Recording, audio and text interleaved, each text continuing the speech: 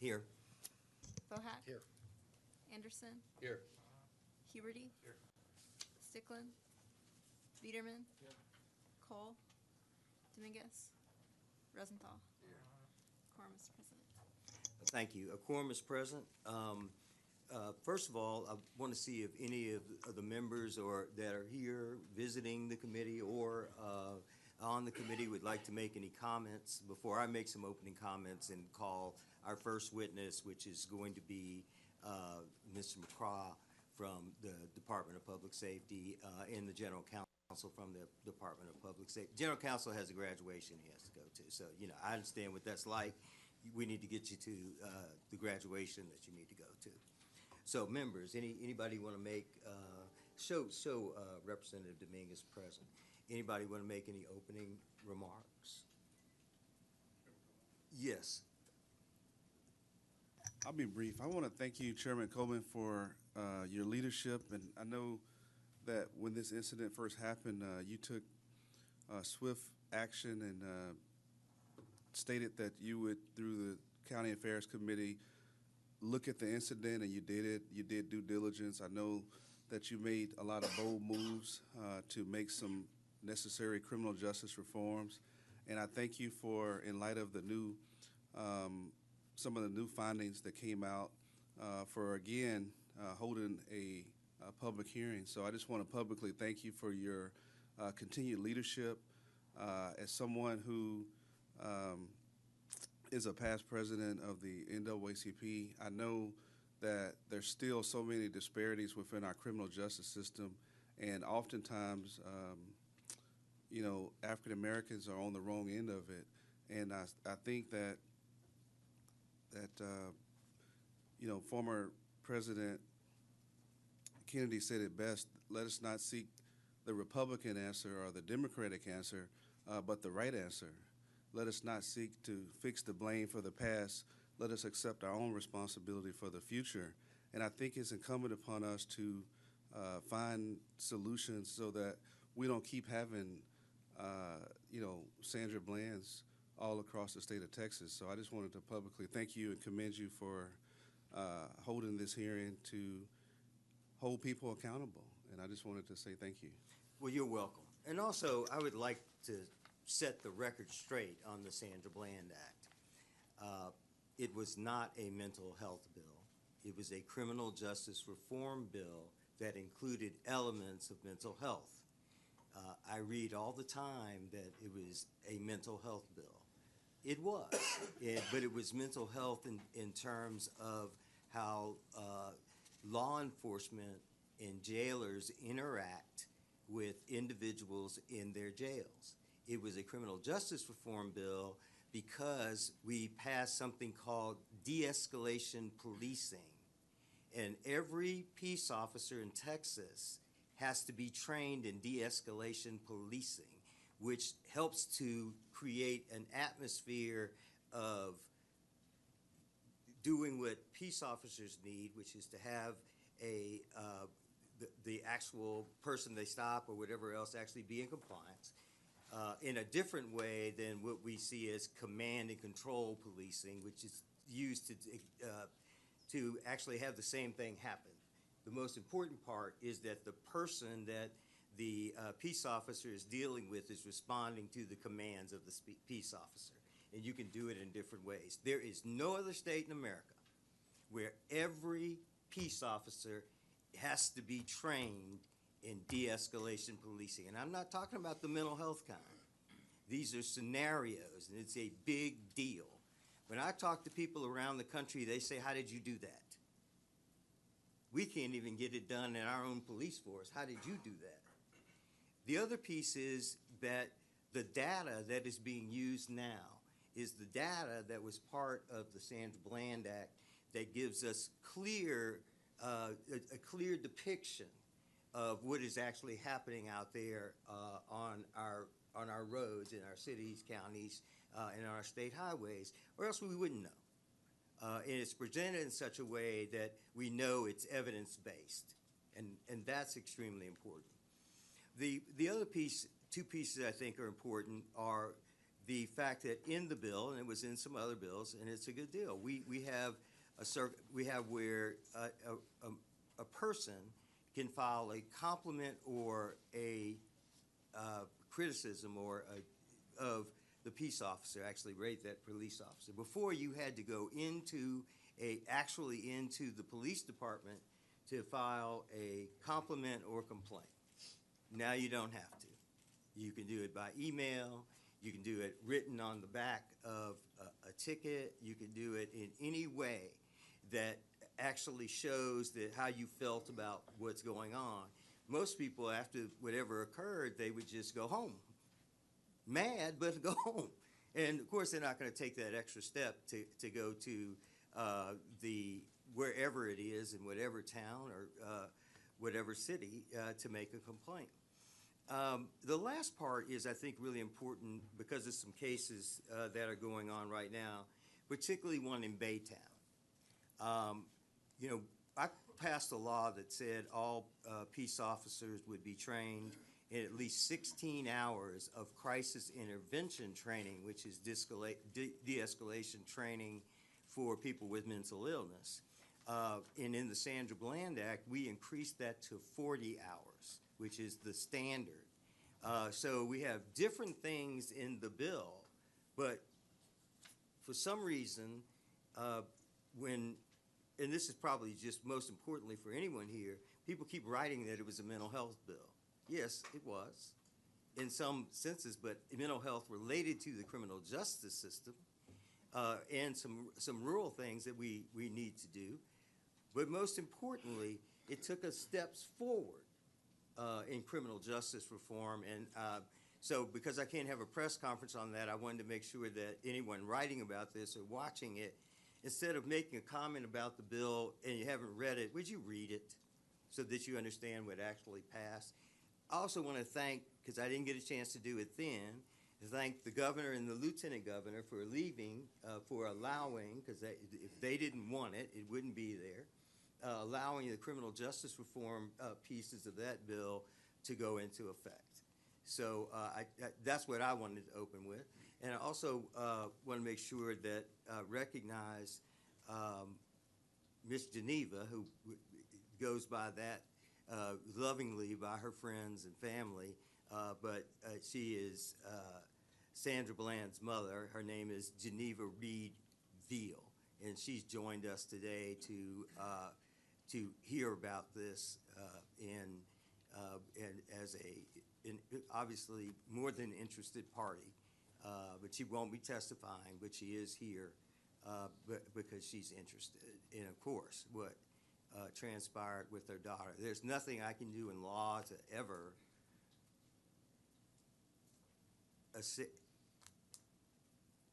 make her feel that justice would ever be done.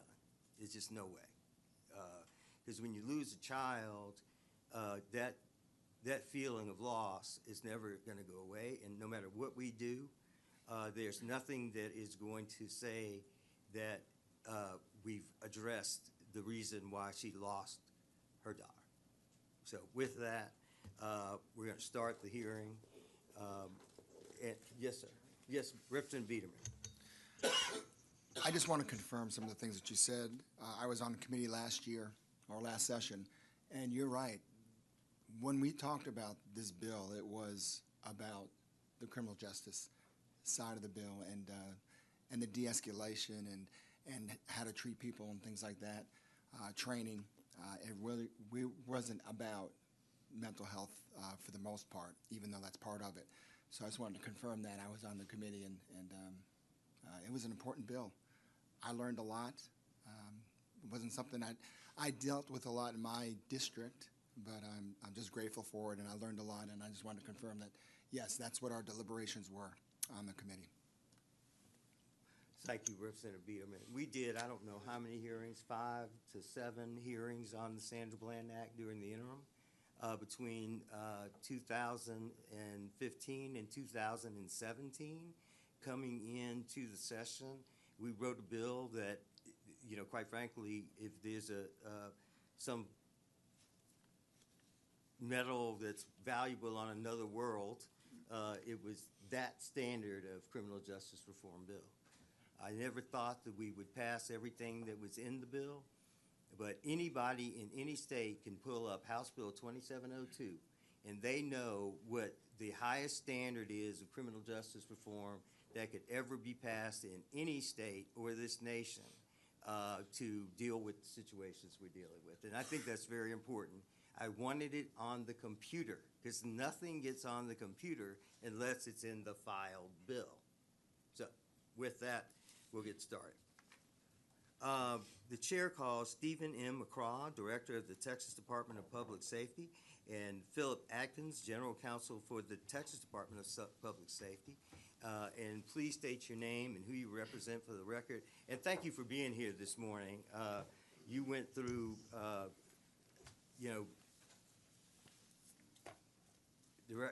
Mr. McCraw, you went through a lot with us in those interim hearings, and I appreciate everything that you've done and the department has done to get us to a place where we are. I know it was a little rough in the beginning, but it turned out you have been a very good partner in making these changes and being a stand-in for, quite frankly, for every police department in the state. So thank you very much for doing it. And thank you, Mr. Chairman. Stephen McCraw, Director of Texas Department of Public Safety. First, I want to echo some of the comments made by some of the members here. I want to thank you. This was clearly criminal justice reform. We recognize that at the time, and we are a better profession. We're a better department today because of it. We're more transparent, and we certainly have better training, and I think all law enforcement agencies benefit from it. So it's not surprising because I think the Texas legislature has always been on the front end of taking care of business that this was passed, and thankfully what's in place.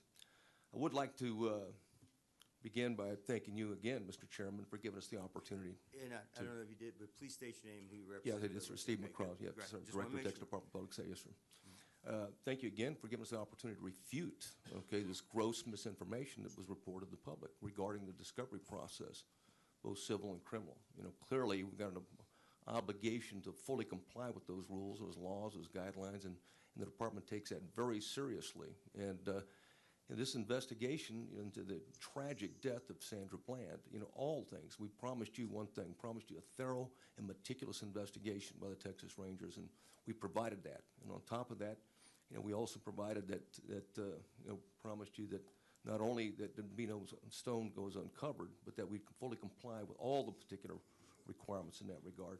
I would like to, with your permission, Mr. Chairman, to have our General Counsel quickly review the facts that refute the misinformation that's out there. And understandably, I would be upset in your position, and every member should be upset if, in fact, the Department of the Attorney General engaged in that type of activity. It's unacceptable. And if you don't mind. No, I think that's very appropriate, okay. And then I will have some questions because there's some conflicting information in the reports that I've read. Yes, sir. That, quite frankly, if they're true, then there's some discrepancy there that we need to clear up. Yes, sir. Go. Thank you, Mr. Chairman. I'm Philip Atkins, General Counsel of the Department of Public Safety. Thank you for your leadership in this area, and thank you for the opportunity to clarify the public record. The Department of Public Safety has not illegally withheld evidence from Sandra Bland's family or her legal team. The video that she recorded during the traffic stop on July 10, 2015 was provided to counsel for Ms. Bland's family by attorneys representing Waller County. This occurred on October 30th, 2015. The certified mail correspondence documenting delivery has been maintained in the litigation files of the Office of the Attorney General. We will provide that correspondence for the committee.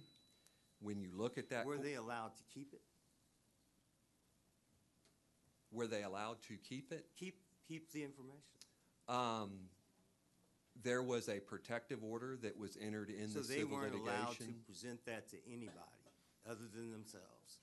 During the course of the civil litigation. Yes, during the course of the civil litigation. They could not.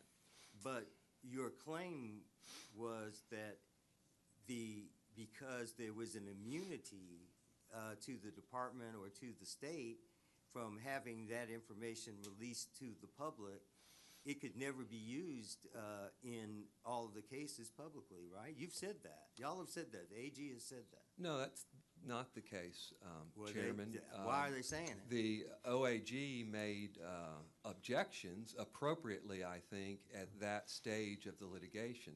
The civil suit was brought 22 days after the event. I understand, but if somebody has information and it can actually be used, or the public could actually know, you can't have it both ways. It either prejudices the criminal case or accents the discussion that's happening in the criminal case, or it's used in the civil case. So the reason nobody knows about this, quite frankly, is because that information was not allowed to be released. And you all didn't release it, did you? Did you release the video? Yes, we have To released whom? the video No, to whom? KXAN TV Okay, but on that's September not, did you 5th, release it to 2017. the public? Did you release it to the public? Sir, we released it to a television station. Did you so send it yes, to me? we released it to the public. Did you send it to me?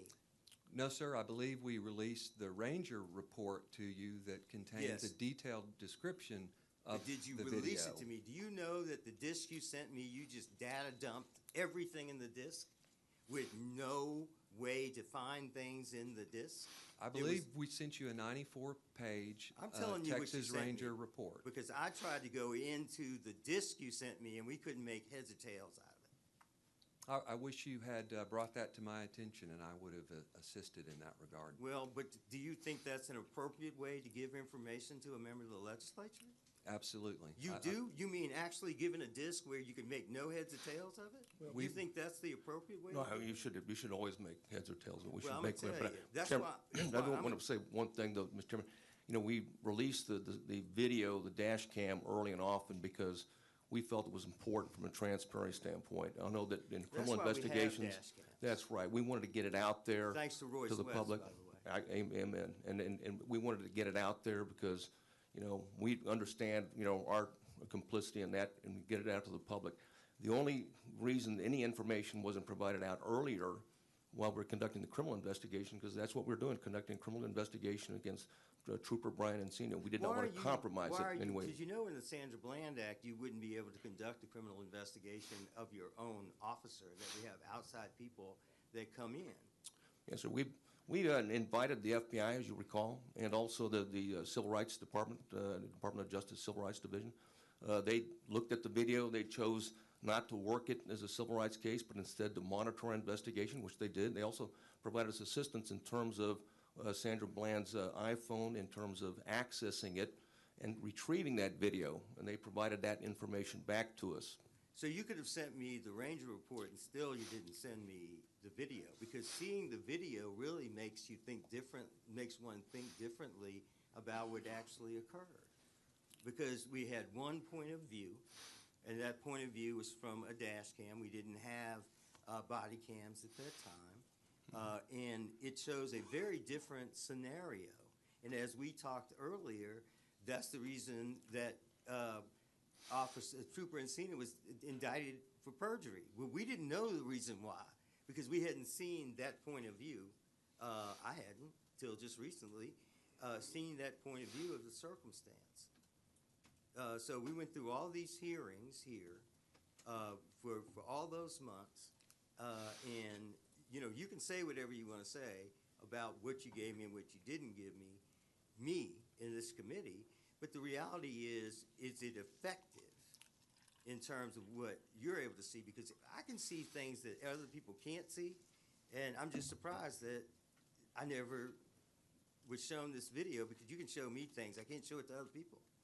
But you can show me things that other people can't see, and I have to keep it confidential. And we presented the report of investigation I'm not as talking about the report. what you requested. I'm talking about the video. You mean you can't give me things that I don't request? We can give you, we can't know what it is that you want to look at. Well, If you know, all come of the on. evidence that's. Sir, we had all these hearings. You knew what I wanted to look at. If you say that, then that just doesn't fit the circumstance. The Because Ranger, that means what I'd have to do is have a hearing on everything and go through 50 questions with you. which is what I'm trying not to do. The investigation included jail surveillance video footage.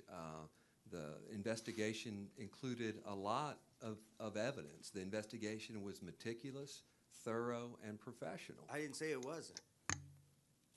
I And- didn't say it wasn't. and What to- I said was, you didn't present those things.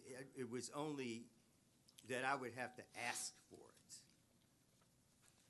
And that's one of the main reasons I'm having a hearing today, because if I haven't asked for something, I'm gonna ask right now.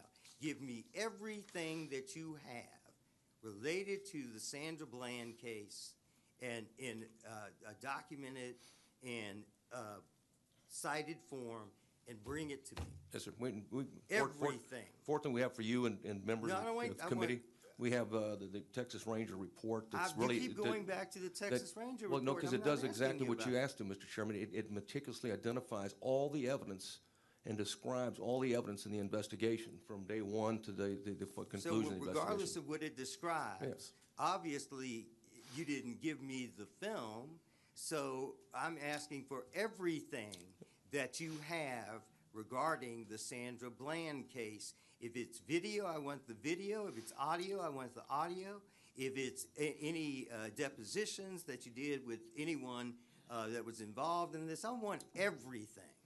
You'll have everything. Thank you. So please continue. Did you have a Mr. question? Chairman, yes, I did. I just wanted to follow up on a couple of your questions.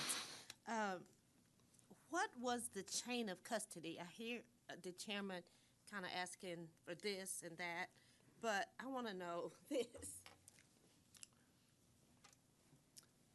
The chain of custody regarding the, Evidence, The- all the evidence.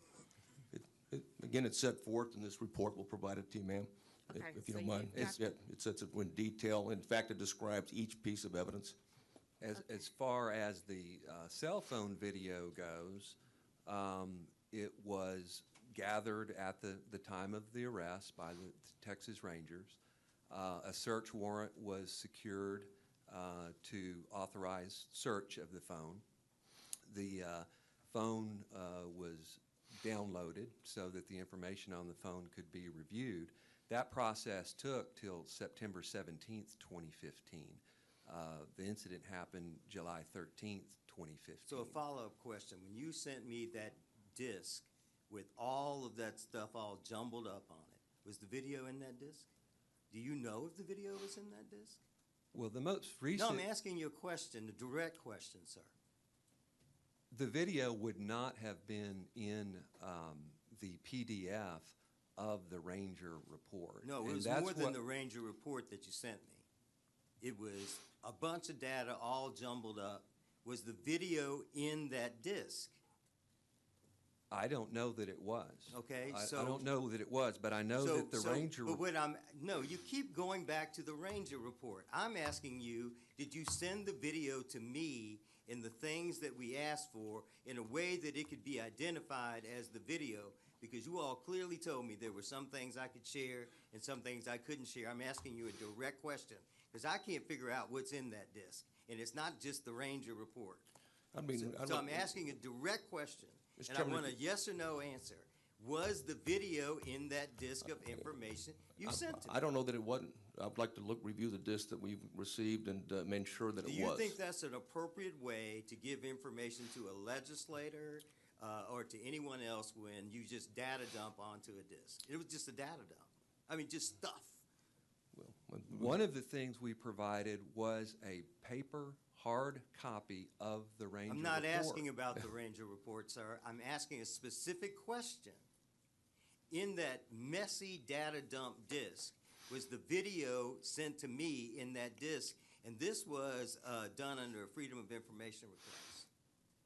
Well, Was it? I wished I would have known, frankly, that you No, you viewed it should as know. Your people Hey, sent it. well, that was a data dump that you had some problems in terms of Well, you reviewing it. should have known. You sent it. Yeah. We never had any word from you that You didn't that have to you have had word from me. any Is this- problem Is this how accessing you the data. normally give things to people, sir? Absolutely, I believe we responded You mean you to your normally request just dump in an data? appropriate way. You I don't believe normally we just- dumped data. Sir, you did. I can give you the disc. Hey, well, we'll go ahead and if you say we did, we'll just say You we did. did. Why Okay, would I sit that's up here fine. and All lie? right. All right, Mr. Chairman, let's assume that we did, right? Right. For purposes, right? We'll move. You did. Okay. Well, we did. So I'm asking a Right. question because your lawyer's here. Was that information in that disk? I'm not asking you about the Ranger report. We'll go back and review what we provided you, and so we can answer it correctly. Because we couldn't make heads or tails out of it. And if Okay. that's how you're treating these press people out here, I feel sorry for them. Yeah. Mr. Chairman, Yes, sir. can I ask a couple questions? Yeah, because I do want him to get finished, but this is the piece that, if anybody wonders why I am skeptical about some things, it's because that's what was done to me as a legislator. Yeah. And I wished I'd have known. Well, you You should have felt that known, way. all these people Yeah. work for you. Yeah. Well, I wish I'd have known, but, that said, Counsel, you stated earlier that there was a protective order issued. Which judge issued that protective order? There was a protective order issued by Judge David Hittner in the federal civil litigation. You said you were able to retrieve the video from Ms. Bland's phone through your own investigative measures, and then you retrieved the video and you stored that, correct? yeah, we actually used the FBI's computerized response. The Regional Computer Forensic Laboratory. Okay. Whatever happened to the phone itself? The phone has been released to Ms. Bland's mother. When? When? Yeah, thank you.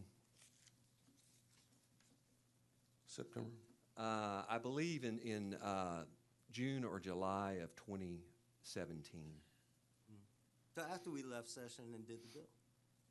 I think that's the case. Was- Yes, it was the active phase of the criminal case ended on June 28th, 2017. That's when the indictment against Do you Trooper Insignia agree- was released. Excuse me for interrupting. Do you agree that, based on the evidence in the video, that perjury was the highest charge that could have been brought against Trooper Insignia? I really can't I don't know. Y'all were the ones speculate on doing the You prosecutorial did the investigation. decision. You keep telling me about the investigation you did. I'm asking a direct question. You don't have to speculate. You're a lawyer.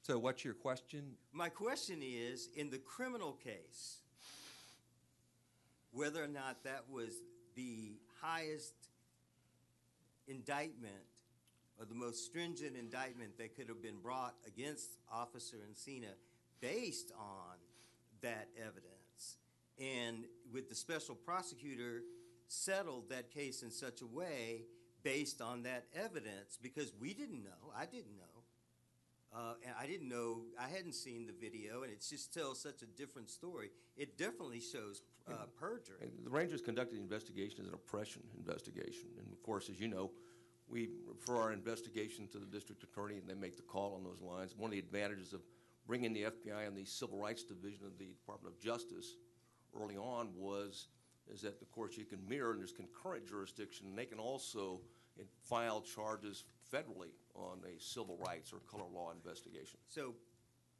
as the legislature, we have the same authority in subpoena power in anything as the DA. Yes, sir.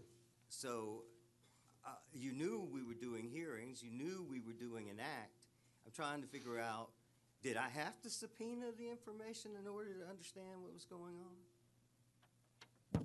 I wouldn't think so. Absolutely not. Yeah, but did you volunteer it to me? Presented pursuant to No, your did you legislative bring it request. to me? We did not present all of the evidence that was collected. So in would the you think that this committee investigation. would have been interested in that? I mean, we Well, I had, can assure you, if we had it back at that point in time, we'd have provided it to you before the had committee, because frankly, I mean, we put it on our YouTube as well, because that, only When? after I we. keep going back to the question that he's Only asking. only after we can do it legally. After we did the bill, Yeah. after we had all the hearings, after everything that occurred, you put it on YouTube. No, we haven't- no, It we was haven't put done on that. YouTube on July 21st, 2015, 7 days after the event. The actual video No, that Ms. Bland. The dash cam video. Sir, but see, again, we all know the dash cam video was on, we had that. I'm talking about the information we didn't have. Yeah, the only time that information didn't have or was protected and wasn't released. Why was it while protected? when the criminal investigation was ongoing. Why is it we're protected? Because the criminal investigation was ongoing. So For what the makes public, that, for the what public. makes that? You would still have a right to see it. Yeah, but why didn't you give it to me? You knew we wanted everything. Yeah, as soon as we had it in, September is when it was done? The video was collected in September. The Ranger report wasn't completed They're talking for about the some Ranger time. report. Evidence was collected over many months. It was a long-term criminal investigation. Yeah, but I've been here 27 years, sir. I'm a long-term member.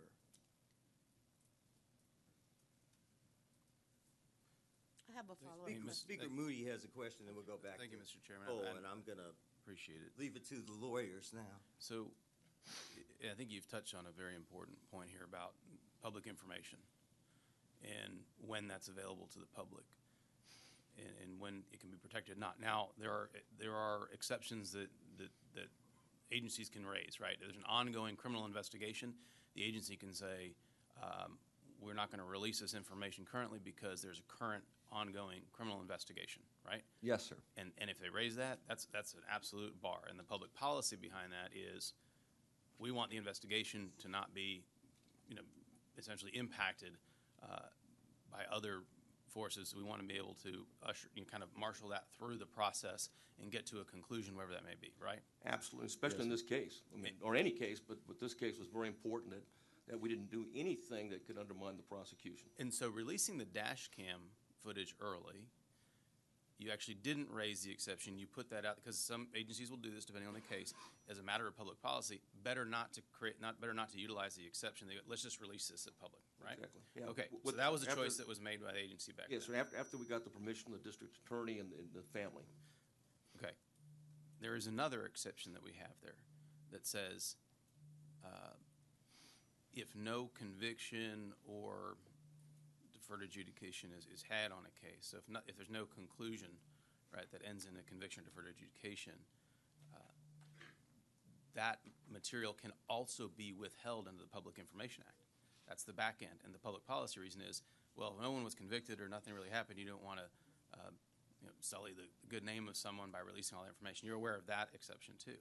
Yes, sir. So was Trooper Encina ever convicted of anything? He was not. So actually, under the current law, I want people to understand this, under the current law today, because no conviction was had, that video, under the law as it stands, could have been secreted forever. We could have, within our discretion, exercised that exception. Do you think that's we chose not to? And I appreciate that. And there's a question about when it's released. I appreciate that. But do you think it's good public policy that in this case, had your agency not made that determination, that information would have never been available to the public? I don't think that's good public policy, no. I appreciate your opinion, and I hope that we change it this session. Mr. Chairman? Thank you. We'll go back to Representative Cole and then back to Representative Dominguez. It's really good to have people on this panel who were prosecutors. So I think that's important. And Representative Dominguez was a prosecutor. Representative Cole. No, I wasn't a I prosecutor. know, but you went to law school. I did. But I watched Law and Order. It's the Public Information Act that covers this has several exceptions. And I'm assuming that, I think you just said that the DA made that determination. Is that correct?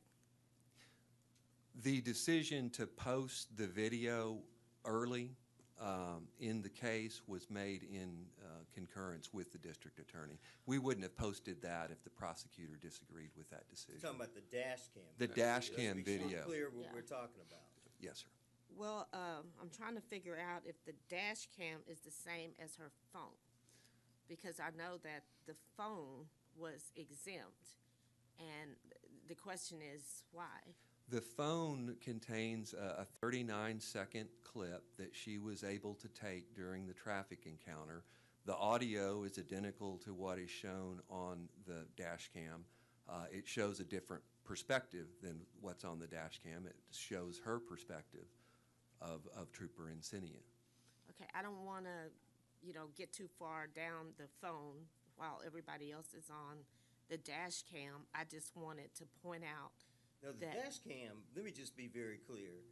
The dash cam was released. We all saw it. We all know what it was. That has nothing to do with why we're here today. I understand. I'm just saying it to them because they're just trying to confuse the issue. Okay, I just wanted to make sure that your point was made clear, and that when we talk about the Public Information Act and exceptions that were used to not release information, that also includes the phone. And that was all I wanted to do, Chairman. No, you're doing well. The question is, I've been here a long time, and agencies will tell me, they don't wait for me to ask. They'll say, these are things that you might want to see. You cannot release them to the public because that means they want to be seen as fully cooperating with the legislature. And so when someone tells me I didn't ask for it, that becomes the type of thing that really makes me angry. Because if that's how we have to do everything, I'll just do an open records request a day. Because that's what it makes members do. And because we know there's information we can't release, then why hold it back from me?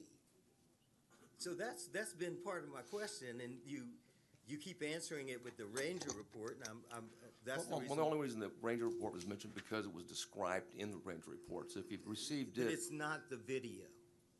no, it describes the video in detail. It's not the video, because the video shows something Yes, sir. very enlightening based on the actions of the trooper. Because watching that video, which you cannot see on the Dashcam video, is when he changes his point of view, and says, I will light you up.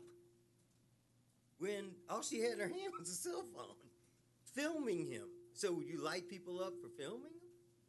So Not at all. so that's the reason why I'm concerned about this, because it really does show a totally different circumstance, totally different than the Dashcam.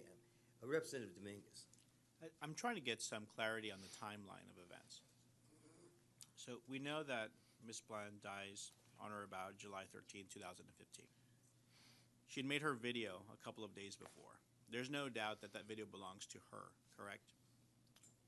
Legally. That's right. At what point does her heirs or her estate receive the phone? I think you had said June of 2017? And I'm not More or sure less. of that month, but it was released after the active phase of the criminal investigation, after the charges were dropped. So a little bit less than 2 years. I think that's correct. And a 2-year-long investigation where all the evidence was before the district attorney's office took that long to process? That's right. Okay, and not to cast blame on anybody, I'm just trying to get the timeline here. When that phone was returned to her estate, was the video still on that phone?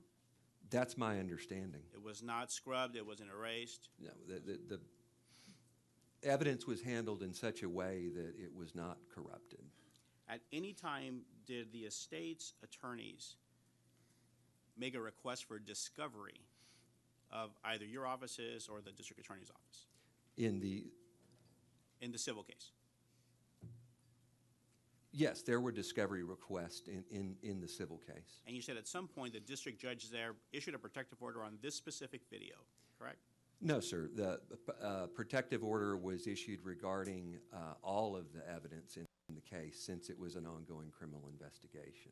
Did that district judge in camera or in other fashion get a list of what that evidence was that was going to be held back until the criminal case was done, thoroughly investigated? The judge reviewed the Ranger report in camera before making a decision. Did that judge know that this cell phone video existed? If he read the Ranger report, he would have Sir, just answer the question. seen. And if you don't know right now, that's fine. You can follow up with me. Oh, sure. To your knowledge, do you know if that judge knew that this video existed? I was not present for the in-camera inspection, but I know that the report says that Ranger Ellison examined the data extracted from Ms. Bland's iPhone, Exhibit 11.3, and found Bland was able to activate the video recording function of her phone during the traffic stop with Trooper Insignia. The video recording depicted Trooper Insignia reaching into the car and then removed his taser from his holster while he ordered Bland out of the vehicle. The recording lasted approximately 39 seconds. So So are- he had that information. So they had the written summary of what the video demonstrated, but possibly not the video itself. I think that's correct. I would think that he didn't have the video at that time. So, no disrespect to your line of questioning. sir. But the video, anybody in this room that has seen this video, that description of the video is not what you see on her video. That's not what you see. I think it's an accurate description of the video. You do? Absolutely. You do? Yes, sir. An accurate description of the video that he said, I'm going to light you up with a taser when all she had in her hand was a cell phone? You think that's an accurate description of that when she made no threatening motions, no anything? Well, the I'll light you up was posted in the original video. That Yes, was but always I'm talking about apparent. the point of view of her cell phone, sir, not the dash cam video. It is totally different. Yes, sir. point of Yes, sir. They're different perspectives. So in the perspective of the description in your Ranger report, since you read it just to us, that description is far in a way different than what you see in the video from her cell. Can somebody do something with this? Where's Brandy? Okay. Far different from the description you just read. I disagree with you. I think it's a You can fair disagree all day and long. accurate 'Cause I don't have description lying- of the video. I don't have lying eyes, sir. I'm just telling you, I've looked into this more than anyone, and I was surprised, quite frankly, because you even said he committed perjury. So what did you base the perjury commitment? What did you base it on? That video? That was a prosecutorial I understand, decision. but everybody's told me that. So I'm trying to understand, sir. It doesn't compute. I You may believe disagree with me, but it doesn't compute. the perjury charge was based upon his statements that he was in fear for his safety. Yes, and the video shows that he wasn't, doesn't it? I think The video shows. all of the evidence. Video shows that he wasn't, doesn't it? Shows that he wasn't in fear for of his life. Why would he have been? I can't. You mean you I don't see any evidence You of don't why have he would eyes? have been. Anybody that's looked at this, it's very clear that he not only didn't look in fear of his life, but the point of view clearly shows that he did commit perjury in terms of how he described the circumstance. You wouldn't be able to tell that from the dash cam video, but you can tell that from the cell phone video, sir. Well, I think you can tell it from the dash cam as well. It There's doesn't no, matter. There's no question, Mr. Chairman, there's no question that he he was not in fear of his life, okay? We know that. The Why can't you investigation just answer concluded the that. question? It Why do concluded you- that. And Why then- do you say that you can't make that determination? Well, I can. I'll make a You determination. can, I thank would have. you. I would have fired him for that. Okay. And well, in fact, I did. And fire we him. did. Last time I checked, I did fire him for Yeah, it. you did fire him. Yeah. Later. Yeah. Yeah, which I appreciate. I wish he had been prosecuted for more than just perjury, quite frankly, after seeing that video. Representative Dominguez. If I can just follow up, and this really goes to the heart of information that we release to the public. And I understand that at times of stress, incidents like this happen. It draws a lot of attention, not just local, but national, sometimes international attention. And we are looking to law enforcement, and we want to be reflexively defensive of them because they do put their lives out on the line for us to keep us safe. There's no doubt about that. That's not what my line of questioning is about. My line of questioning is about there's an inherent contract that we have with law enforcement that we will at all times believe that what they do is in the public good and never in the public harm. And we hope that all our officers are fully trained, which is why we have the new legislation that we do. So my question to you is, when the decision was made to release just a dash cam video, the decision makers, did they take into account the cell phone video as well? One. And two, did they decide, if they had the cell phone video too, that the cell phone video was perhaps a little bit more inflammatory about the conduct of the police officer? And if that's the case, can you explain that to Well, us? I was involved in the investigation, involved in that point to make the decision to release the video.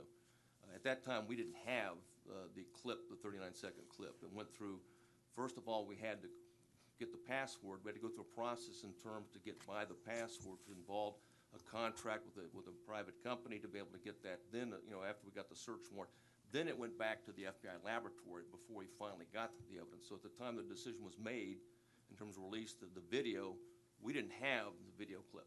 Now, we knew of it simply because we heard it being said on the video, the dash cam video. The trooper mentions that, or you hear that with the phone. So we knew there was something there, which is one of the reasons why we had the search warrant and wouldn't be able to get in and take a look at it. So after you received the cell phone video, then why not just come clean with the public and say, It's not even a matter of clean. I couldn't agree more. There's nothing there that we wouldn't share, and we did with certainly the civil attorneys had it and the defense attorney had it. I think a lot of what happened was for those number of days after her death, we're trying to figure out what happened that day that made this officer do what he did to bring her into custody. And I think if we had seen that video, the public might have a different perspective on things and possibly in a more positive light. So going forward, what do you expect your public policy to be when something like this is available? We've done it, and we'll continue to do it. Transparency works for us. In fact, I mentioned the chairman earlier, we talked about video cameras. It would have been important, and what we have right today is every trooper has a video camera, a body camera, so you get two different perspectives in that regard.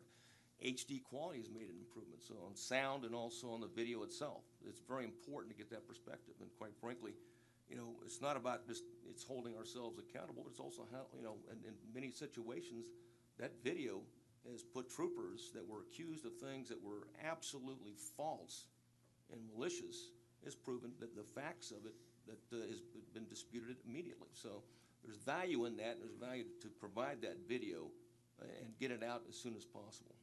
Thank you. I appreciate your kind of testimony. We get to go to representative theory, but I would. Do you think that the actions of rogue peace officers, the very, very small percent of those in terms of deaths or other things that have happened to people that they've stopped, that wasn't the impetus for for body cams? Absolutely. I think that it gives one thing for sure. It reassures the public that whenever a police officer interacts with it, that you've got a record of it and it's recorded in that regard. And but it works both ways. It also ensures that if there's allegations that are false, that will clear the officer. So this was, in a sense, Sandra Bland had her own body cam. Yes, sir. But it wasn't treated and you that. know what? Citizens are entitled to record exactly police right. officers. They have every right to do that. But would that have occurred? Would that be that wasn't people's opinion, obviously, in 2015. The people's opinion about recording came after the fact that those videos were showing something different than the narrative, which brought forth video cams. So, we just need to get the history right on this, that was not something that people wanted. It was something that people then had to do. I mean, they're clearly entitled to do, and police officers don't have a right to interfere with that. I would agree with that, but I've seen enough videos when the people who aren't following those rules have said, shut that video off. Hand me that camera. Now, does that go with the spirit that you're saying? I don't know, how long we've had our policy? Well, several years, and that would be a violation of DPS Yeah, but policy. several years means what? After Sandra Bland? Yes, sir. I think Okay, probably so- after 2015, after Sandra Bland. So there we go. I don't think I have to say anymore that that's what the impetus for your policy was, not anything other than that, because of the change in social media and video and people being able to see things they weren't able to see before. And so you didn't go out and say, oh, we're going to do a policy before that. And maybe if you had that policy, we'd be talking about a different thing right now, right? So Representative Theory has a question. Thank you, Mr. Chairman and members of the committee. Excuse me, I appreciate the privilege of being able to sit on the dais with you all here, and it's an honor to serve on this committee last session. Mr. Atkins, I'm going to ask you some questions, and I think it's really, really important, so I'm going to ask you to be really kind of patient with this, because it really comes down to the crux of truthfulness in my mind about two things. And when I'm done, we're going to have to concede that either one is true and one is going to be true and one is going to be false, I'm pretty sure. I don't think they can both exist. So let me start. On May 7th, your department sent an email to every member of the Texas legislature, and you told us, it says, we want to make sure you have the facts regarding a story that aired on WFAA TV last night. You said the cell phone video at the center of the story, and this is referring to Sandra Bland, is not newly discovered evidence. Now, this came from Kevin Cooper, by the way, your governmental relations chief. You said the cell phone recording is referenced by Ms. Bland in the Dashcam video that was posted on the YouTube channel. So you're trying to say, well, it's not new because it was on the YouTube video. It's referenced. But again, as the chairman has been able to articulate, that was not the actual footage that we saw. It was just referenced in the Dashcam. So then you went further and you said that it was specifically identified multiple times in this infamous Ranger report. But that means you listed it, correct? You just put it on a piece of paper and said there is a cell phone video, right? Because you can't watch a video inside of a piece of paper. Then you said that report, that Ranger report, was made available to all the litigants during civil litigation. Here's the statement I have a problem with. At all times, the department complied with discovery obligations in the civil litigation. Now, I'm going to go back to something that the attorney has said on public record now in that civil litigation, the attorney that represented Ms. Bland's family. He said, well, let me go back to your video. You made a statement recently that said the premise that the video was not produced as part of the discovery process is wrong, DPS said in a statement. A hard drive containing 820 gigabytes of data compiled by DPS in investigation, including the Dashcam videos, which you go further, jail video footage, and data from Sandra Bland's cell phone was part of discovery. Her attorney, Canon Lambert, has been on the record to say, quote, I've not seen it when shown the video for the first time. This was on May 6th, the day before you sent this letter to every member of the legislature. I'll go back and quote. He says, if they had turned it over, I would have seen it. I've never seen that. Which one is true? Which statement is true? Is that a true statement that he's making? I take him at his word that he has not seen it. Okay, so that's a bombshell, because that means if he's the attorney, I'm an attorney, by the way, too. I've done civil litigation for 25 years. The only way I would not see something in a discovery request that I requested is if it wasn't turned over to me. Or you didn't look. Or it was presented in such a way you couldn't figure out what was there or not. True, but are you then saying that the attorney didn't review the discovery? I don't know whether he reviewed that or not. Okay, well, I know that all of the data from the cell phone was delivered to him. I take him at his word that he did not see this video.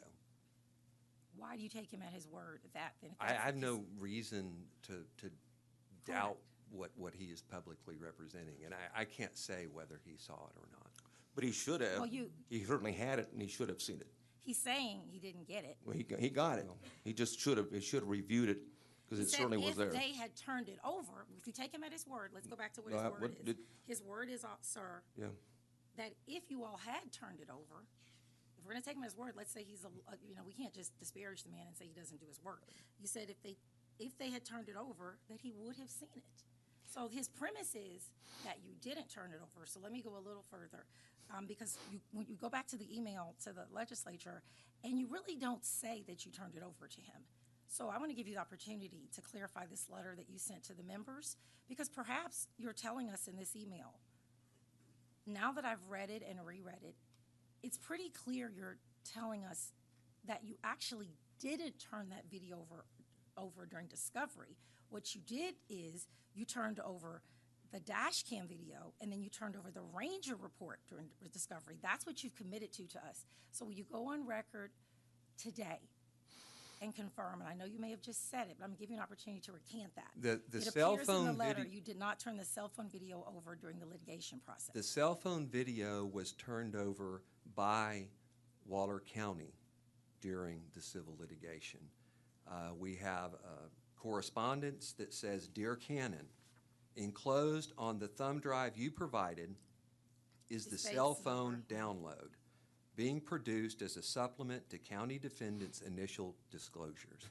The Waller County obviously were the prosecutors, and I can assume that they had that through that interaction, and they delivered the cell phone video to Mr. Lambert, or at least that is what the correspondence indicates. And for everyone's edification here, Mr. Lambert is the investigative reporter that He asked was for all this. He was counsel for Counsel. Ms. Bland's Oh, family, Lambert, I'm the sorry, I thought you said plaintiff's Callister. counsel I'm sorry, I in thought the you said civil Callister. litigation. Okay, Lambert is the counsel. So can I just ask you to, so in terms of, you're talking about the criminal case, or are you talking about the civil litigation against Waller County? I Or would- are you talking about the federal civil litigation? Because again, there are separate issues going on here. On the one hand, you argue you can't give something to somebody because of the criminal investigation. Now you're saying that in the criminal investigation, that the Waller County folks turned something over. But the question has been all along with this is, in the civil case, was the video turned over? And yes, it was. It was turned over by Waller County, as this correspondence indicates. Waller County was a defendant in the civil litigation. The Department of Public Safety was a defendant. Brian Insinia was a defendant, and multiple Waller County employees were defendants in the case. So the question is when they turned it over. October 30th, Okay. 2015. But the question is, did you turn it over? It was turned. We're asking you what you did, because we're going to ask the AG what they did when we get finished. We're not asking you what Waller County did. No, I don't believe that. 'Cause you've said that you did. No, that I've said that it was DPS turned did. over in civil Well- litigation. We did not turn over the same thumb So drive let- again that had already been So let's produced. differentiate between who did what. Because you keep saying what you did and didn't do, and now you're saying what Waller County did. No, I've been very careful to say that you it haven't- was turned Well, I have- over during the civil litigation Mr. by a Atkins- co-defendant. Mr. Yes, ma'am. Atkins, in the letter to us, the email to the ledge, and you can clarify this for me, you state that the department, this is from you all, DPS department, provided the video to Mr. Callister. That's correct. On September 5th, 2017, we provided the video to KXAN TV after the active portion So of the criminal it sounds like it's two investigation. different things. From what the chairman is asking, it sounds like Waller County turned the video over to the attorney during the civil litigation. In And then 2015. 2 years later, you, the department, turned the video over to a reporter. That's correct. After the active phase of the criminal investigation Okay. pursuant to Well, a then can public you see information how And, they request. would and, Wa- say and Waller that County it's- was co-defendants in this, obviously. I understand, we're going to call them next. Okay. We're going to have another hearing. Now I know we have to, but anyway. Okay, so that was my clarification. So the missing link is, for some reason, if Waller County turned that video over to the attorneys during the civil litigation as part of a request for production, and if they complied with that, we'll just have to find out why the attorney is saying Yep, that exactly. he did not see E- it, and e- that exactly. that he didn't know of it, and Exactly, and- he didn't use it in any part of his civil litigation, because from what I've understood, they've said if they had that, the whole course of litigation Yeah. would have been different. The claims would have been different. The settlement would have been And, different. and to conclusion, we want to hand out, if we don't mind, we've got copies of this certified mail and also this, that delivered it to that attorney.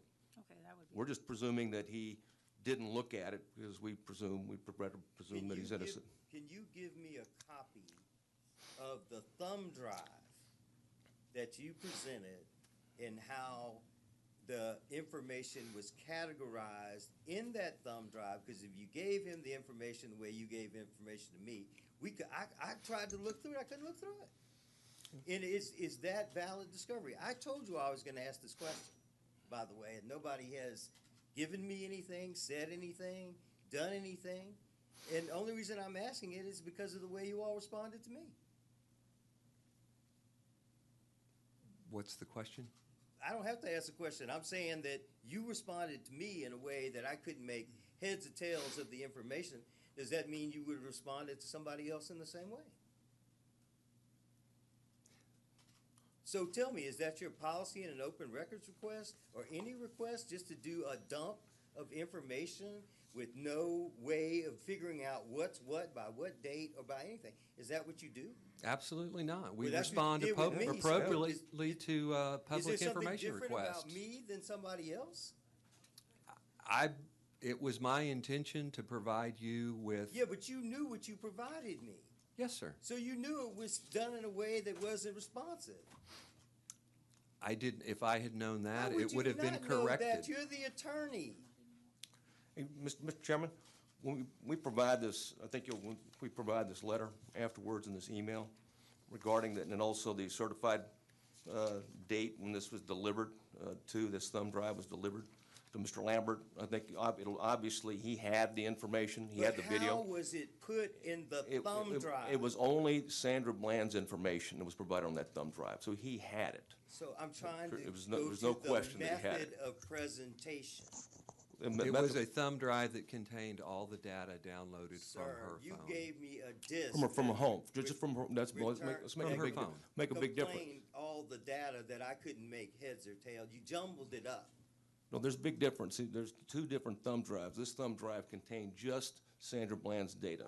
There's two different ones. The only reason I'm asking is because of how you presented the information to the chair of this committee, me, and the request that I made. So should I not be skeptical? Well, one thing we didn't deliver to you is the thumb drive with all of Sandra Bland's data on it. We didn't do that. You gave me data that Yeah. I tried to look through the disc, sir. I've never given it to the press. I guess I could give it to them now so that they can understand Just how a, you just a present video this. clip, because I wouldn't recommend, that's personal information that she has on the phone. The only part that's relevant to the case is that 39-second I'm talking clip. about what you gave to me, which gives me an issue with how you present information in any case. Well, Because what you gave to me was not responsive. Yeah.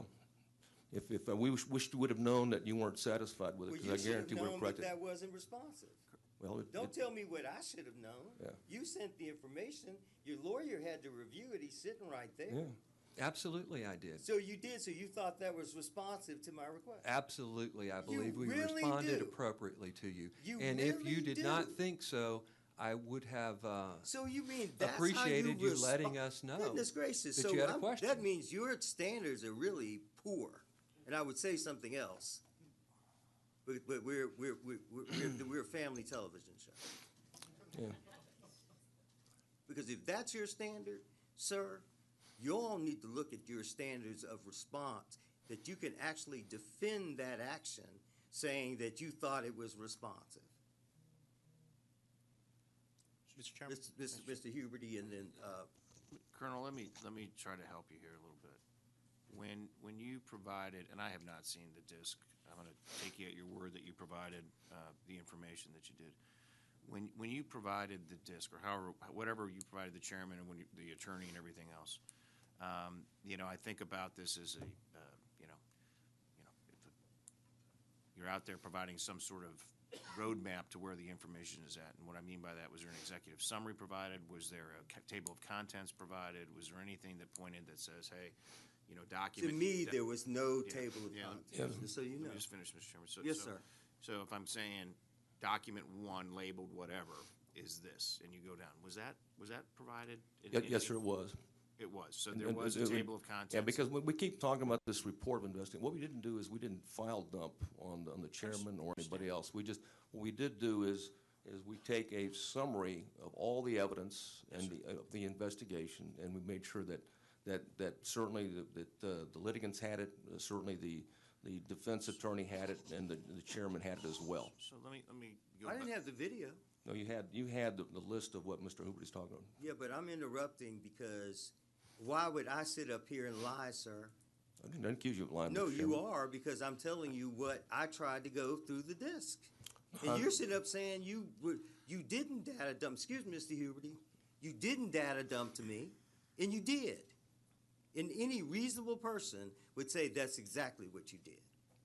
Yeah, well, you'd have to read 94 pages and go through it Not because ta- it I'm is talking about- meticulous, but at least it's a summary. No, I'm talking about, you didn't have a table Well, of contents. Mr. Chairman, or anything. respectfully, I'm responding to Representative Huberty and his question. I'm the chair of this committee, and I have to recognize him. Yeah, but it's a different question. It's a different question. Well, no, because he said even in the Okay, disk all you right. gave to me. All right, sir. So it's not a different question. Okay. He said he wants to be helpful to you.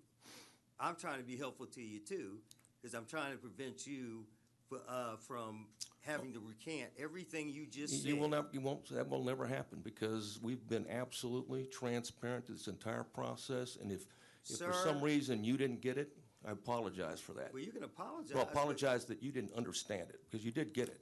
What? Yes, you got it. What? We've got this report. I'm not talking Yeah, about the yeah. report, sir. You keep going Yeah. back to the report. Yeah, well, You keep going back to the report, and I'm talking about something different than the report, sir. well, I can tell you one thing. We fully complied with the civil and criminal procedures relating to discovery, period. But see, we had to go through this before. Yeah. And I didn't want to go through it again, but for you to say what you sent me was responsive, I just disagree I totally. can't imagine we'd left anything out. In fact, I'm sure we gave, but I will go back and check and So I'm review going what to we send had. something to you in ASCII code and see if you can figure it out. Well, Sir? Thank you, Mr. Chairman. So, Colonel, just want to go back. I just want to be clear. And I don't know what information's been provided in past committees. It's the first time I was on this committee this year.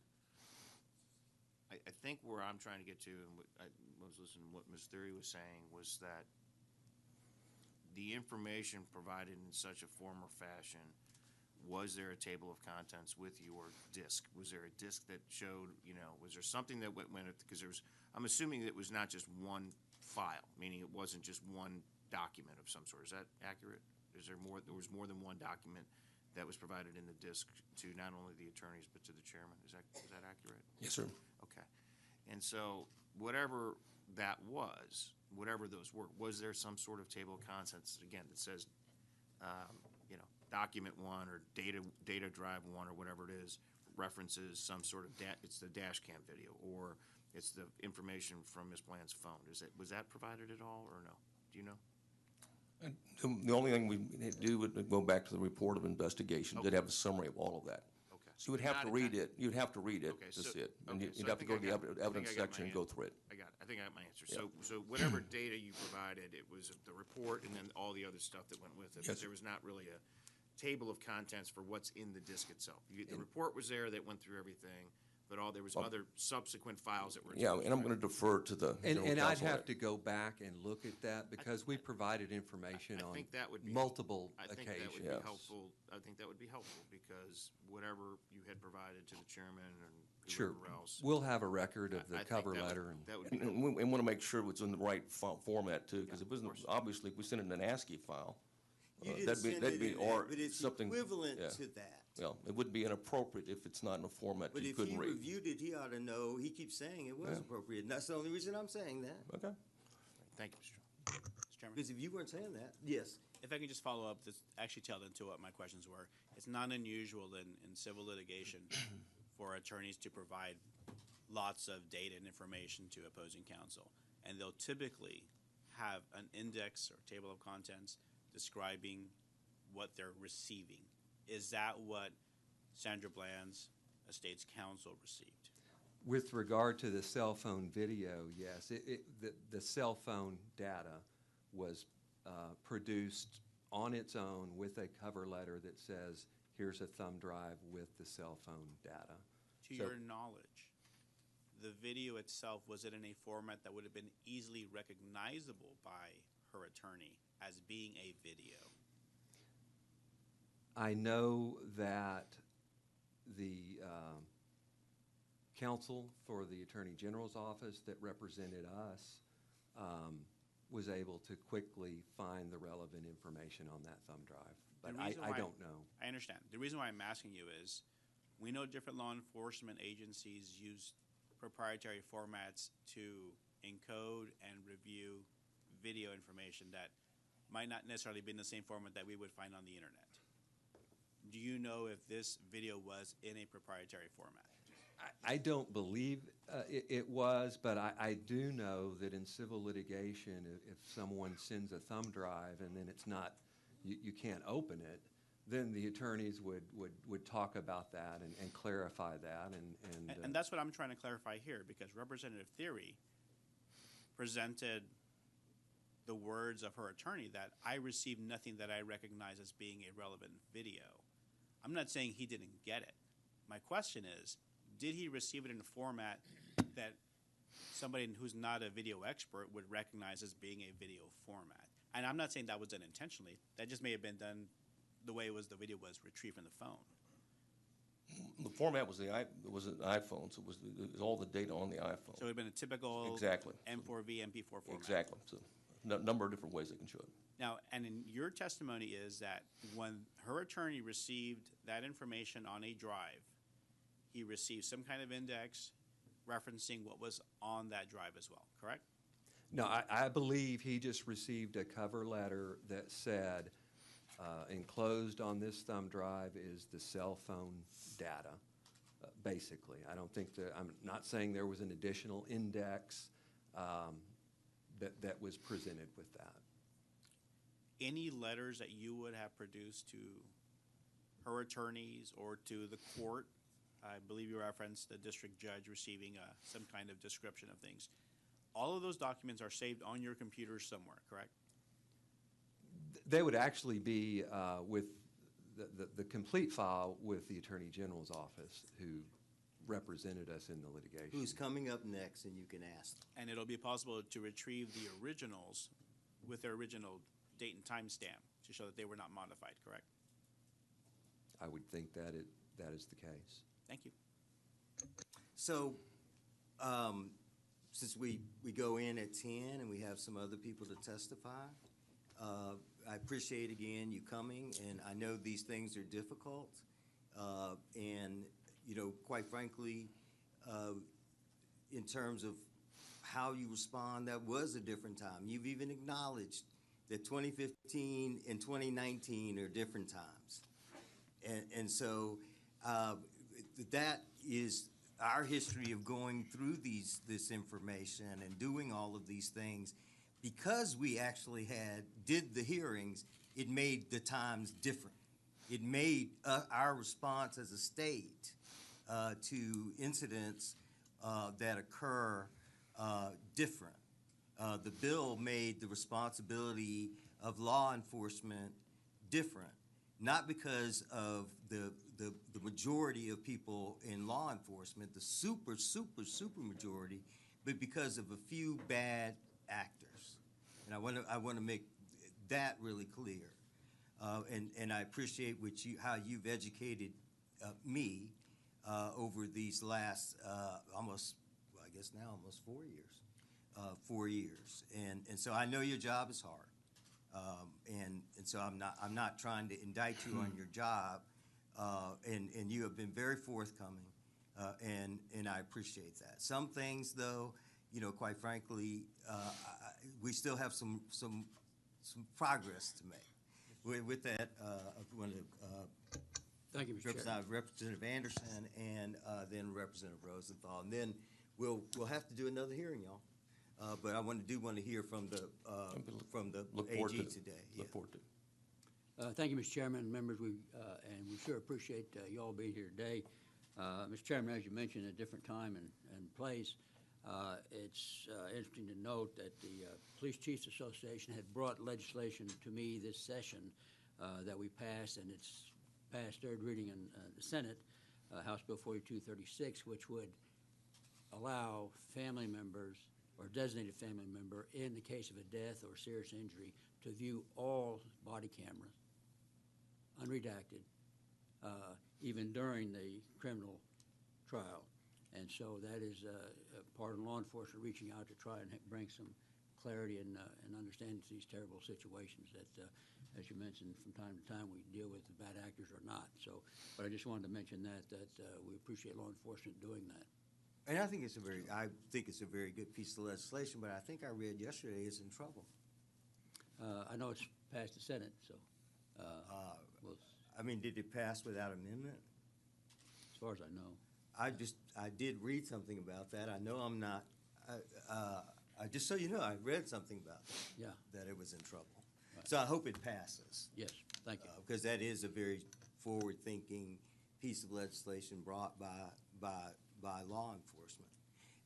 When we talk about this case, again, these bills have to do with after the fact, not before the fact or during the fact gathering circumstances, and I think that's really important.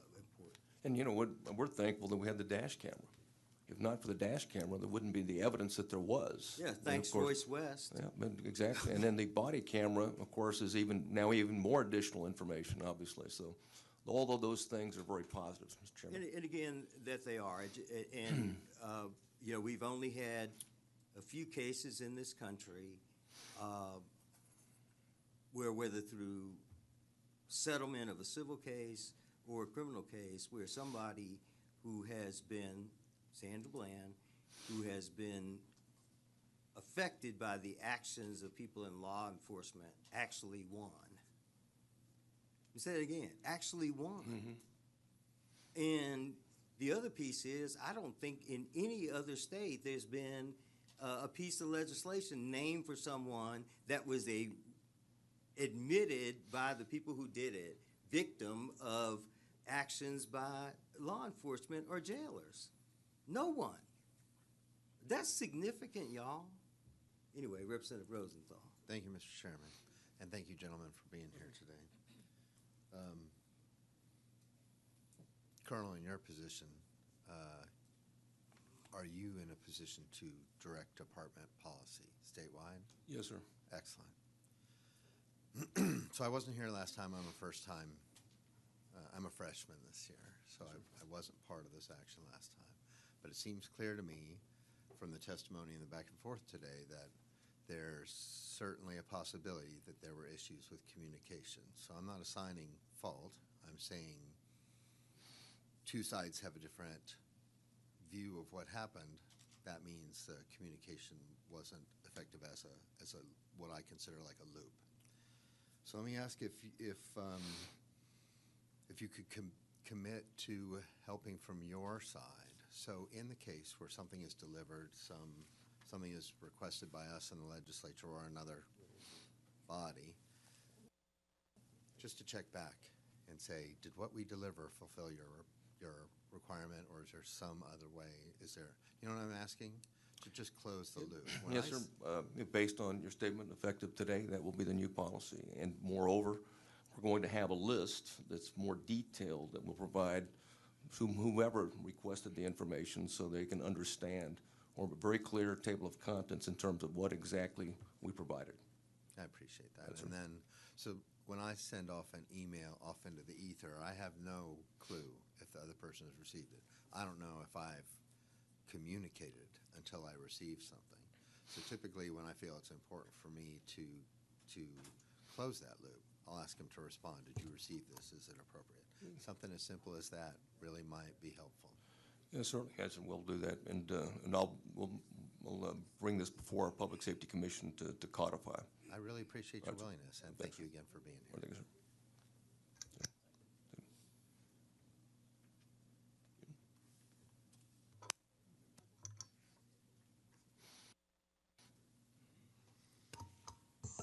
Yes, Representative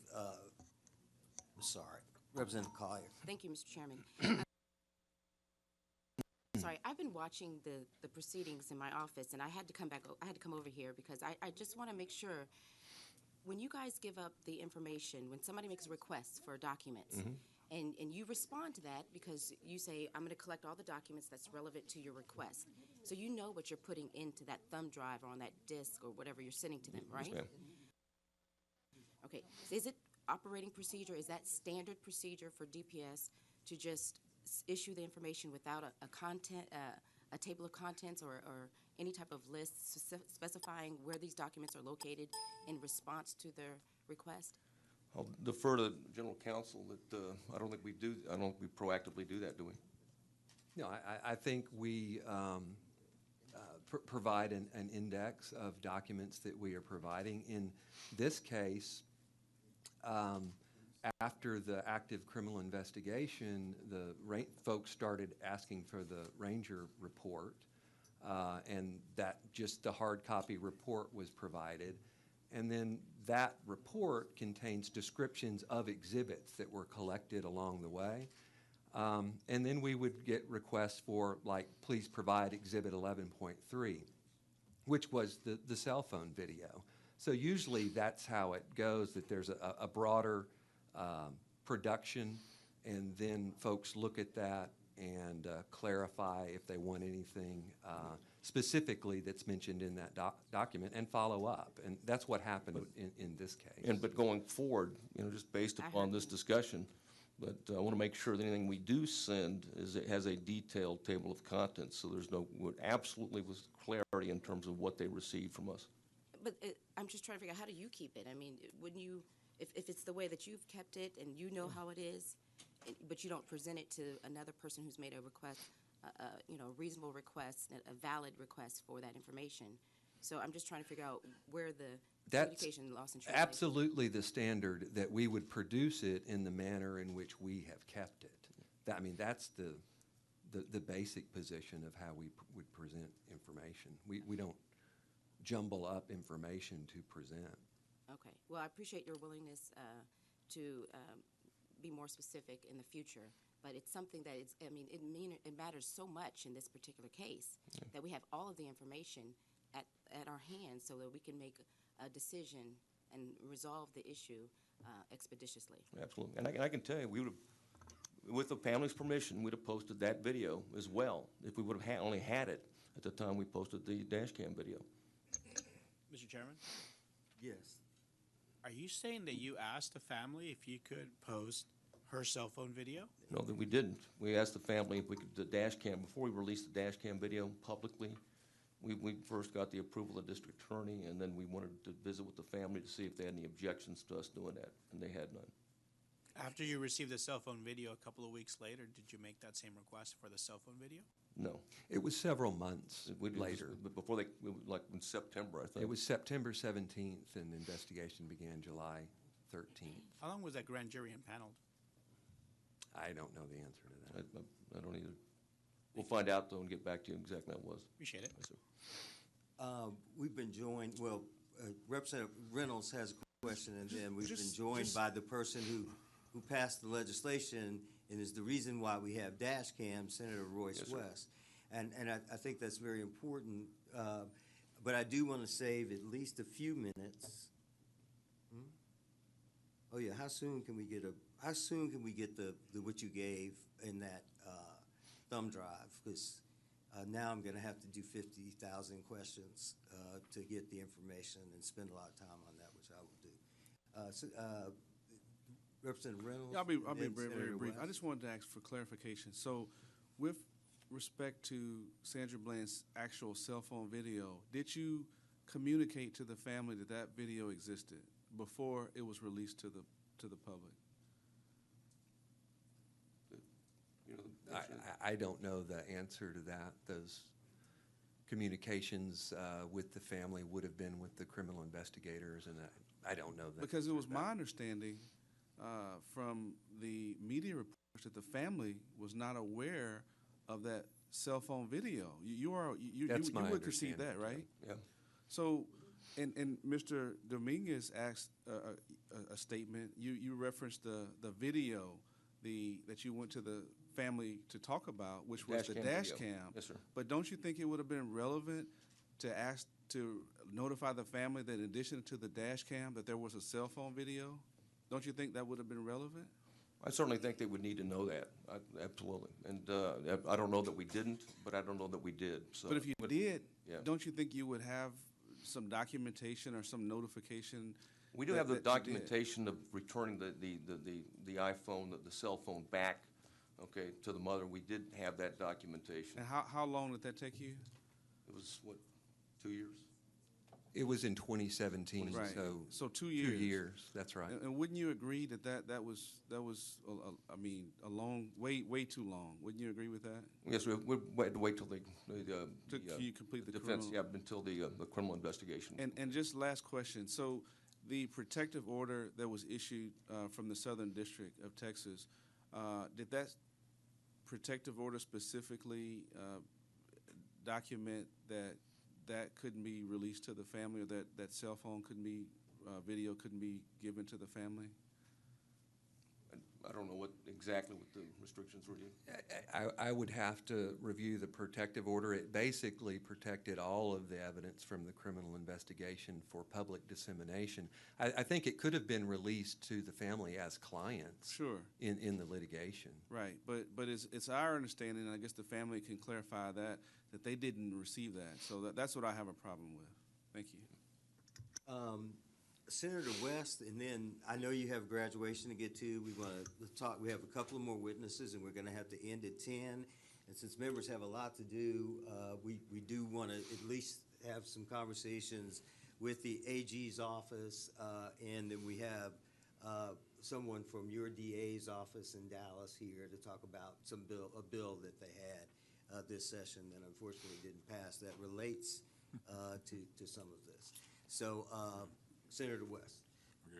Thank you very much, Mr. Chairman and members of the House. Thank you for letting me be a part of this. During the Sandra Bland investigation, I urged you to release the dash cam footage. Yes, and I think there was, and you took the steps to do that, but at the time that the dash camera content was released, were you aware of the cell phone video? No, sir. When did you become aware of it? I became aware of it, well, it may have been 6 months, but I can't even tell you exactly when I became aware of it, Chairman. But I can go back and review when I was briefed on it, but I don't think it was, I know it wasn't even discovered until when? The report indicates that the criminal investigators first saw it on September 17th, 2015, so several months after the event.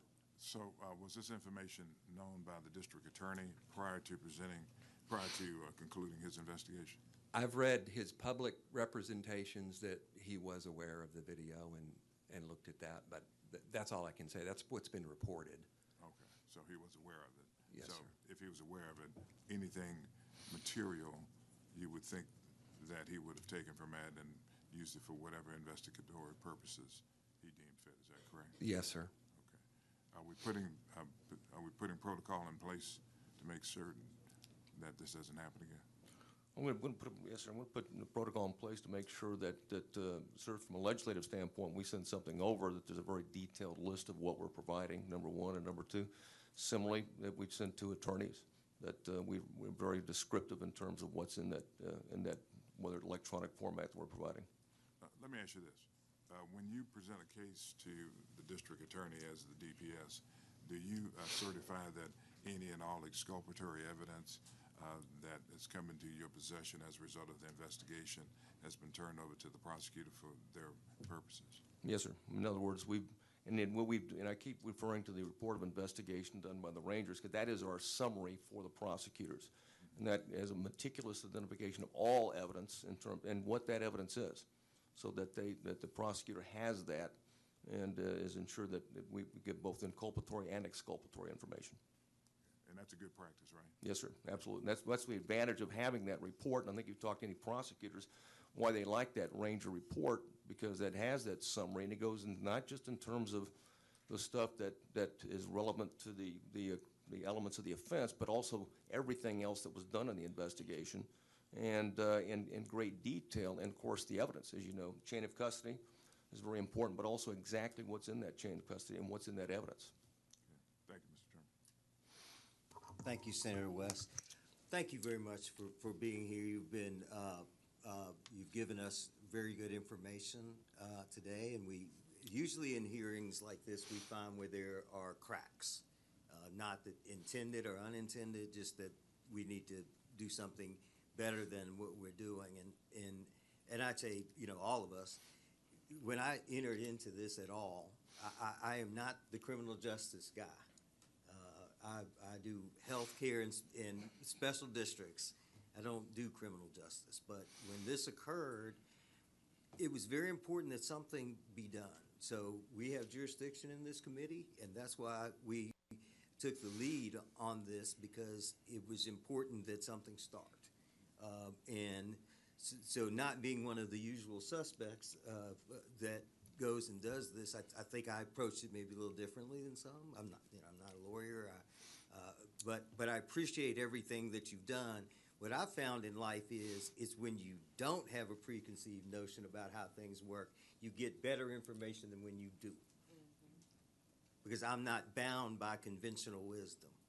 So, so thank you all very much for being here today. Appreciate you. I appreciate all you do to keep everyone in this state safe. Well, bless you.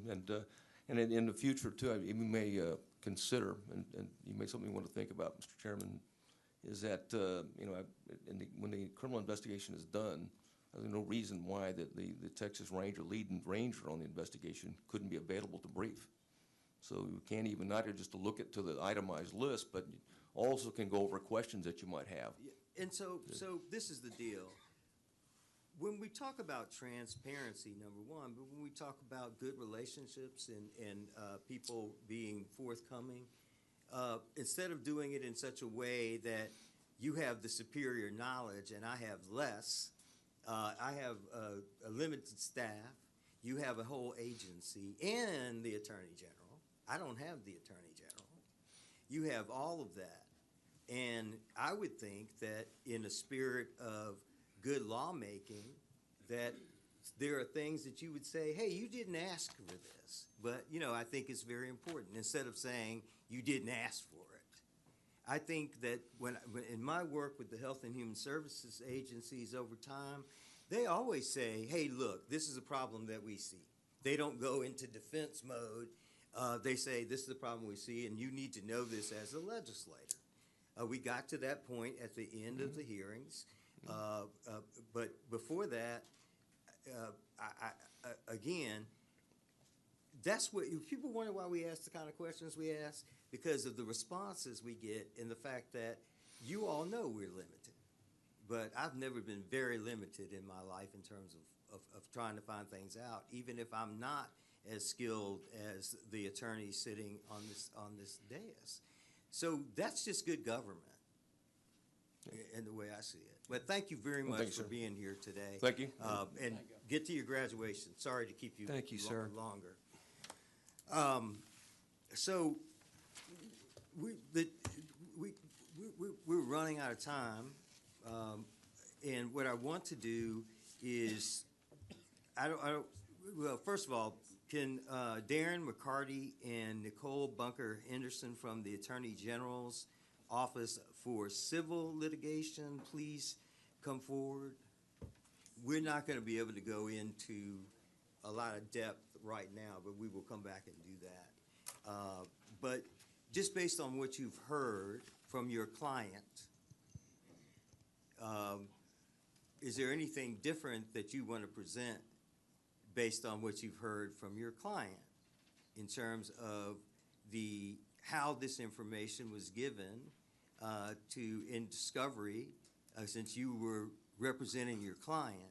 How did you do that? And you heard the questions that were asked. If you could just, you know, give us 5 minutes of what's your response to that? Sure, and thank you, Representative. And we'll come back and do another hearing people, because this requires, a lot of the questions that need to be answered really should be answered by the AG's office, not necessarily the DPS. Sure. Please proceed. Thank you, Representative Coleman and members.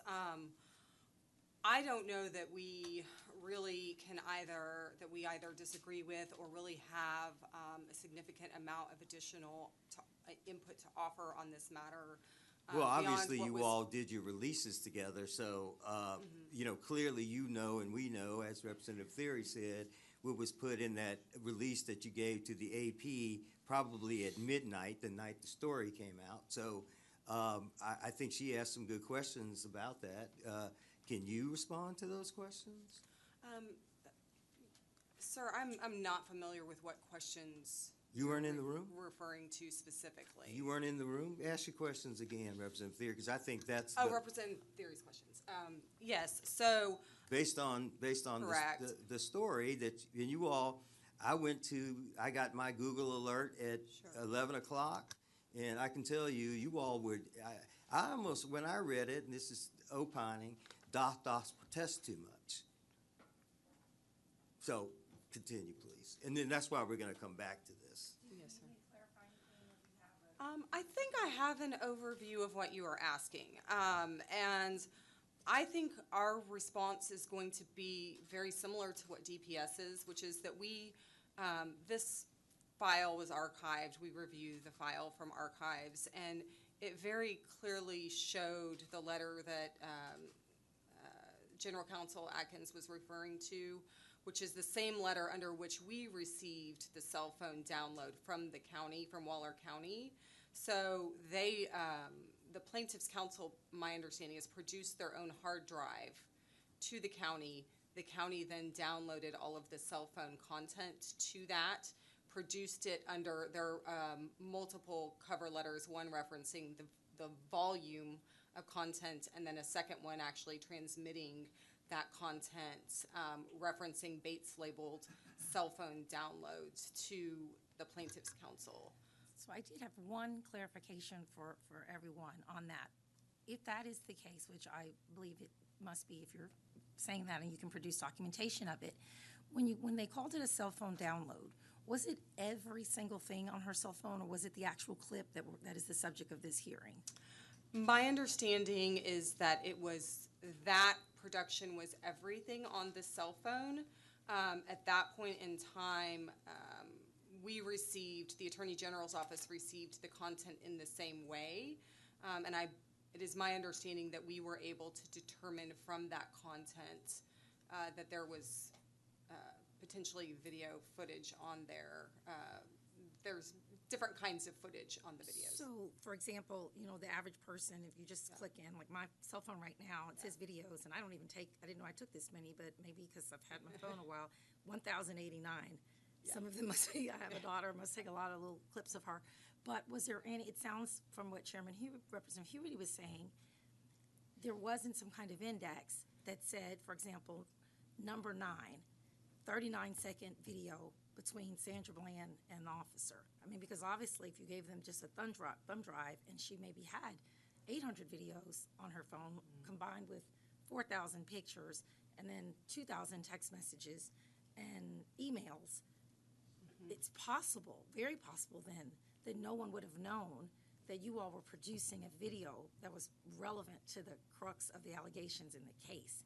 So are you saying that when there was never, just for our own clarity here, there was never any kind of, that's what Collier said, any kind of index with a number that specified that he was getting a video clip of interaction between Sandra Bland and the officer? I don't have, I did not observe an index. I don't have any reason to dispute that as an assertion that it was unindexed or that there was not a specific reference to that video. And I think that makes a lot of sense, members, why the attorney that's would, why I was why the saying attorney what would I was say, saying. I've not seen it. If they had turned it over, I would have seen it, because perhaps they never were told that there was a video that was very relevant to the subject matter of the litigation. And that what I really think we need to do and come back is when we do a request for production, recall, you know this, we ask for certain things, and when you comply with it, typically the attorneys tell you what you're getting, so that you know that they were responsive to that request. So let's say, for example, request for production number 26 said any footage, dash cam or body cam or cell phone footage showing interaction between the defendant and the state or what have you, or the decedent. Then when you respond to that, you say you're specifically responding to request for production number what have you, and then you give that clip. It sounds like they just said, maybe it was a supplemental response because they didn't have it originally, and then when they supplemented their response, they just said, here's every single thing on her cell phone. But the truthfulness was, or the lack, maybe it was an omission through error. There was no conversation, it sounds The like. Catholics, that's a sin. That they never said, oh, by the way, when you get this phone back, we're giving you everything that she had on her phone in her whole life, as long as she had that phone. By the way, there's a really important video in here between her and the officer. So maybe that's the real confusion that came out of this whole newly discovered evidence. I think that's conversation. possible, and I would be uncomfortable commenting on that since it was Waller County that produced that video to her. I do think obviously it is a best practice to have Bates labels. To follow up identifying. on representative theory, I told your government relations person about these very issues and Yes. for you all to be prepared to Yes. answer that. I guess he didn't talk to you? Representative Coleman, we absolutely, And I that said, was be conveyed to us. prepared because this is a question I have, not Absolutely. somebody else. I have, and the reason I have that question was because of the responsiveness of the DPS when we were doing our hearings and the way the information was presented to this legislator, to me, that I am skeptical about these circumstances because I would hate to be a reporter. If this is how legislators are treated, I'd imagine reporters, they just get angry. Sure, and I think we're conceding that it was not indexed. That is not reflected in the file. I was simply speaking to any personal conversations that the Waller County lawyers may have had with the plaintiff's counsel, to which we would not have been aware. But we certainly were aware that it was a concern for you about the method of production. So since someone questioned my comments, I don't like my veracity questioned. The information that we got DPS, I just had my staff look at it, and he says, found the disc and they are a mess. And I remember looking through them, and I remembered that there was no index. It was just stuff. And if, as Representative Theory said, the phone information was just stuff, then it's almost, I can't find stuff on my own phone. Nonetheless, if somebody gave, but see, this is what I mean when somebody acts like they reviewed it and said, we didn't do that. How can you not know if you did it or not? And I appreciate your being forthcoming about what you do know, that it wasn't indexed. That's my understanding. I did not see an index. Well, but again, you are the lawyer, the attorneys for the Department of Public Safety. You should know that. Well, Mr. Chairman, I believe we do know that it wasn't indexed. So so they acted like it was. So which is it? You know it wasn't indexed, or it was indexed because they said they thought it was? So maybe we're talking about two different things. When Ms. Michael Henderson was just speaking, she was referring to what was produced by Waller County, specifically the cell phone contents. What was produced by DPS under your legislative privilege is a Oh, they different- never gave me anything that we could ascertain. I'm just being straight up.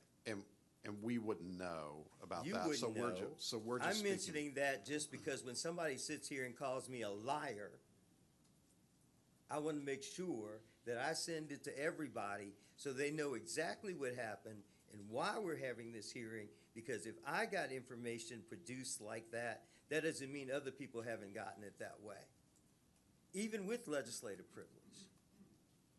And so it's about responsiveness in the legal process. And this is the legal process. This is a legal process. And we take that very seriously at the Attorney General's office. I'm sure that our lawyers are probably tired of hearing me, that that as a state, we hold ourselves to a higher standard, especially in discovery matters, because we sit at a different level and we have a lot of resources. So this is the deal, and that's why we're gonna call you back. We thank you for being here today, but we'll continue with this. It isn't the DPS that it has a problem. It's you all if you didn't do your job. Because you're attorneys, they're not attorneys. You're the attorney for the state. If you didn't comply with discovery, that's disbarment. We absolutely comply with discovery. I'm just saying, you might want to go back and make sure you did in a responsive way, regardless of what Waller County said, and regardless of what the DPS said, and regardless of what the special prosecutor said, regardless of any of that, because you have a duty to make sure that whatever you're doing for your client is responsive. So just make sure you did. Don't give me a blanket answer. I'm giving you an opportunity to go back and take a look, because that's what representative theory is talking about. And we can discuss it later. And just like with the DPS, send me everything you have, everything, recorded, video, everything, paper, whatever you have. And then we'll call the special prosecutor for Waller County, and we'll call all those other folks. And just like I tell a lot of people in government, you get to see what you send me first. So if there's something that you've talked about today that doesn't turn out to be the case, it would be very good if you just let me know. Of course. With the index too. So we'll come back to it, but I appreciate you coming today. I know that y'all have a lot going on, and I respect the DA's office. No more than you, Mr. Chairman. Well, I'm just a guy. Thank you. We have a few minutes, and I appreciate this. Thank you, you all. Thank you. Thank you. To hear, we just have a few minutes, and I hate to do this, but Jason Hermes, it's felony chief, Dallas County Criminal District Attorney's Office, and they had a bill this session that deals with the types of things that we're talking about. And just to speak to that a little bit, and if at a later date, when we have more time, if you would come back, and I just wanted someone here who understands what we have prosecutors on here, but who understands how you all have to deal with things like discovery and those that type of information. I appreciate you calling and asking us to talk to you in the committee about that. I'm with the Dallas DA's office. My name is Jason Hermes. I can say in 1 minute or less what our bill aimed to do. It brought clarity to all people who have an obligation in this system to turn over information to the adverse party, in our case to the criminal defendants accused of crimes. It brought clarity because when this legislature passed the Michael Morton Act, you imposed upon us as prosecutors the absolute obligation to turn this stuff over. Sometimes we don't have the tools, though, to acquire all of the information, because sometimes the information is solely and exclusively possessed in a file with a law enforcement agency. So what this did for our partners in law enforcement, because they are our partners with the police departments, the sheriffs, the rangers who I work with extensively, it made it very clear that they, like the prosecution, are the state. And they have to turn over everything in their file to us so that we can in turn turn over everything in our file to the people that we have an obligation to provide that information to. So that was the gist of Senate Bill 2114. And we'll send some things out on that. So let me ask you, as a prosecutor, in the discovery that comes from criminal defense attorneys, aren't they obligated to give you everything it is that they have in discovery so that you can present the case based on everybody having the same information?